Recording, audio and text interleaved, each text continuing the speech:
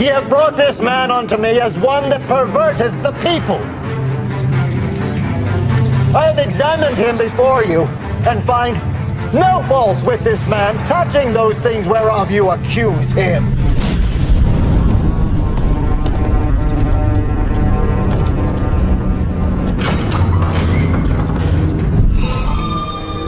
You are a king, man.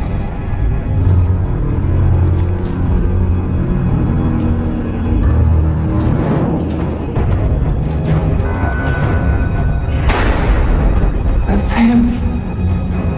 The man I saw in the dream, that's him.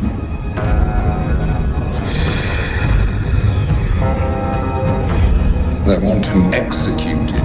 You can't. They say he could start a revolution. You mustn't.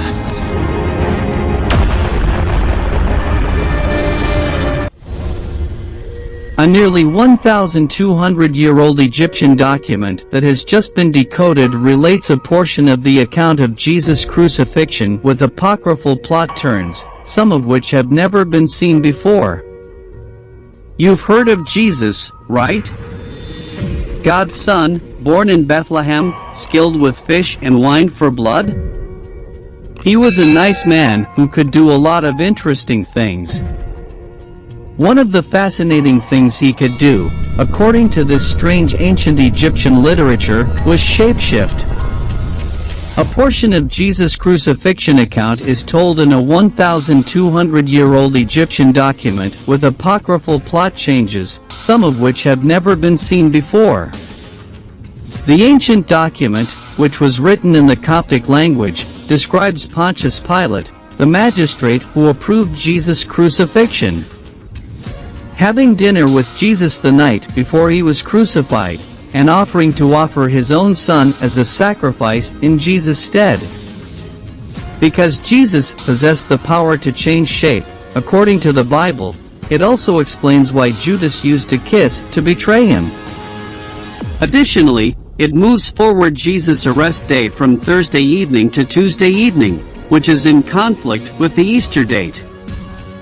According to Roelof van den Broek of Utrecht University in the Netherlands, who published the translation in the book Pseudo-Cyril of Jerusalem on the life and the passion of Christ, the text's discovery does not imply that these occurrences actually took place, but rather that some people who were present at the time seem to have believed in them.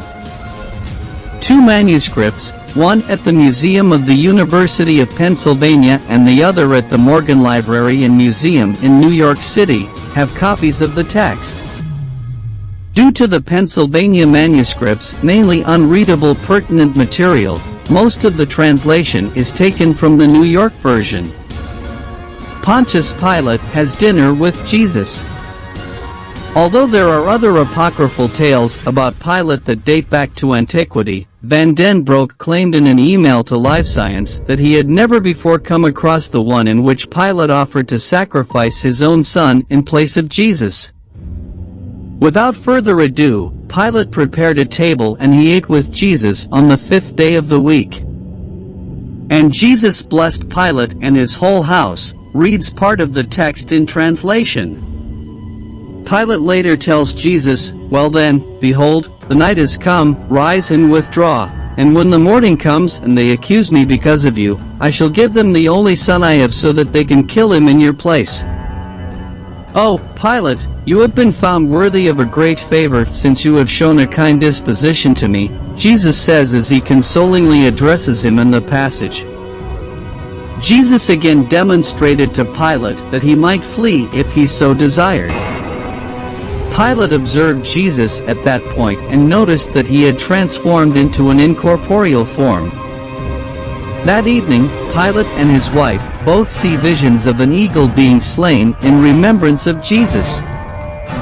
According to Van den Broek, Pilate is revered in the Coptic and Ethiopian churches, which explains the text's favorable picture of him. The reason for Judas using a kiss.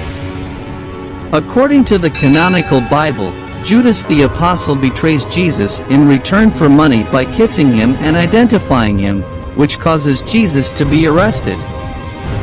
According to this legendary story, Jesus could change shapes, which is why Judas used a kiss in particular. The Jews then asked Judas, "How will we capture him, Jesus, for he has no one shape, but alters his appearance? He is occasionally ruddy, occasionally white, occasionally red, occasionally wheat-colored, occasionally pale like ascetics, occasionally a young guy, occasionally an elderly man." Judas suggests using a kiss to recognize him as a result of this.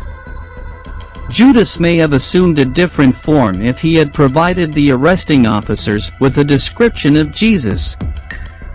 Judas exposes himself to the public by kissing Jesus. This knowledge of Judas' kiss dates back a long time. According to Van den Broek, Origen, a theologian who flourished from AD 185 to 254, is where this account of Judas' kiss is first discovered. The ancient author Origen said in his work Contra Celsum that, to those who saw him, Jesus, he did not seem alike to everyone. Arrest on Tuesday. Van den Broek expresses amazement that the date of Jesus' Last Supper, his time with the apostles, and his arrest were changed from Monday to Tuesday by the text's author. In reality, it appears that Jesus and Pontius Pilate were at the Last Supper in this narrative. He is brought before Caiaphas and Herod in the interim between his arrest and his meal with Pilate. The final supper and arrest of Jesus take place on Thursday night in the canonical scriptures, and modern Christians commemorate this event with Maundy Thursday ceremonies. It remains amazing that Pseudo-Cyril tells the account of Jesus' arrest on Tuesday night as if the canonical tale about his arrest on Thursday night, which was remembered each year in the services of Holy Week, did not exist. He also says the Bible was already canonical in Egypt by the 4th or 5th century, but apocryphal literature was still widely read among Egyptian Christians, particularly among monks.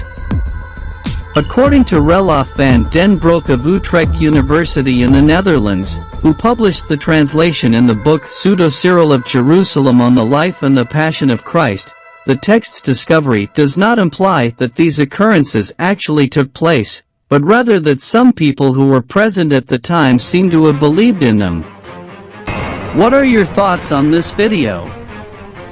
Let us know in the comment. You are watching